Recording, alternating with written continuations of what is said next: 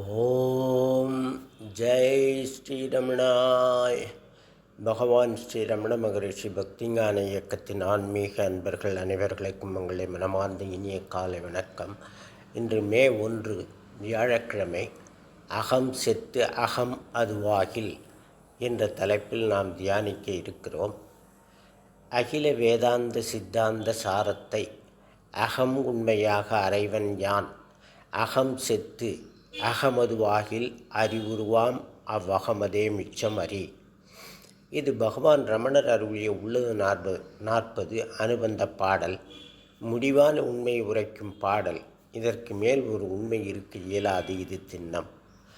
எல்லா வேதாந்தங்களின் முடிவான உபதேச சாரத்தை நான் உண்மையாக சொல்வேன்.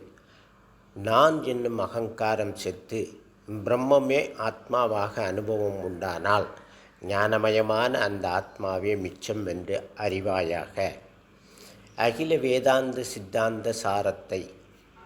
இதனுடைய விளக்கம் வேதங்கள் பல்வேறு காலங்களில் நிலைகளில் ரிஷிகளால் கூறப்பட்டுள்ளதால் ஒன்றுக்கொண்டு முரண்பட்டும் குழப்புவதாகவும் உள்ளன. அவ்வாறு இருப்பது இயல்பே. முதலில் ஒருவர் புரிந்து கொள்ள வேண்டிய உண்மை, வேதாந்தங்களின் நோக்கம் சத்தியத்தை தேடும் சாதகனை உள்நோக்கி திருப்புவதாகும். ஒருவன் தன் சுயஸ்வரூபத்தை புரிந்து கொள்வதை விடுத்து புறத்தே இறைவனை தேடுவானாகில் வேதங்களின் உண்மை நோக்கம் பாழ்பட்டுவிடும். அகம் செத்து அகமதுவாகில். உலகில் உள்ள ஜீவர்கள் அனைவரும் ஏதோ ஒரு விதத்தில் கஷ்டப்படுகிறோம். இது யதார்த்தம். ஞானிகள் குழந்தைகள் தவிர யாரும் அதற்கு விதிவிலக்கல்ல.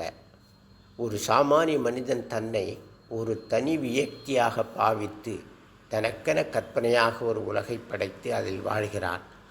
தூக்கத்தில் நான் எனும் அகந்தை இல்லை. உடலும் உலகமும் அங்கில்லை, சுகமாக இருக்கிறது. விழித்தவுடன் நான் எனும் அகந்தை தோன்றுகிறது. அதைத் தொடர்ந்து மற்ற எண்ணங்கள் தோன்றி உலகம் தோன்றி துக்கமும் கூடவே ஏற்படுகிறது. இந்த துக்கத்திற்கு காரணம் நான் எனும் அகந்தை எழுச்சி. அகம் எனப்படுவது யாதெனில் எண்ணங்களற்ற உணர்வு நிலை. அதுவே உண்மை உணர்வு. பிற அனைத்தும் பொய்யாகும். ஆத்ம ஞானம் மெய். ஏனைய ஞானம் அகந்தை மனதால் உண்டாகும் ஞானம் பொய் ஞானம். பொய் ஞானத்திற்கும் ஆதாரம் ஆத்ம ஞானமே. பொய்யான அஞ்ஞானம் அழிந்தால் தான் மெய்ஞானம் சித்திக்கும். பகவான் உள்ளது 40 பாடலில் அகந்தை அழிவே முக்திக்கு வழி என்று உபதேசிக்கிறார். உருவம் அருவம் உருவருவம் மூன்றாம் உருமுக்தி என்னில் உரைப்பெண். உருவம் அருவம் உருவருவம் ஆயும் அகந்தை உரு அழிதன் முக்தி உணர். வடிவம் எதுவாயினும் 3 நிலைகள்தான் இருக்க முடியும். உருவம் அருவம் அருவுருவம். இந்த 3ஐ தோற்ற மாத்திரமாக உருவாக்கி நம்மை நம் ஆத்ம ஞான சுரூபத்திலிருந்து பிரிப்பது நான் எனும் அகந்தை. இது அழிந்தால் எஞ்சி நிற்பது ஞான சுரூபமான ஆத்மா. எனவே அகந்தை அழிவே முக்திக்கு வழி என்பதை உணர்வாயாக என்று உபதேசிக்கிறார் பகவான். அகம் செத்து என்பது அகந்தை அழிந்து அகமதுவானால் என்பது நம் யதார்த்த ஆத்மஸ்வரூபத்தை குறிப்பதாகும். அறிவுருவாம் அகமே மிச்சம் அறி. தேகாத்ம அறிவும் அதை சார்ந்த உலக அறிவும் நீங்கிய பின் அறிபவன் அறியப்படும் வஸ்து இரண்டற்ற ஞானமயமான அகம் ஒன்றே, ஆத்மா ஒன்றே மிஞ்சி உள்ளது என்பதை அறிவாயாக. ஆத்மா ஞான சொரூபம். எண்ணங்களற்று ஜீவர்களின் இதயத்தில் நான் நான் என்றும் ஒளிர்வது ஆத்மா. பகவான் ரமணர் உள்ளது 40 மங்கள பாடலில் இதை கூறுகிறார்.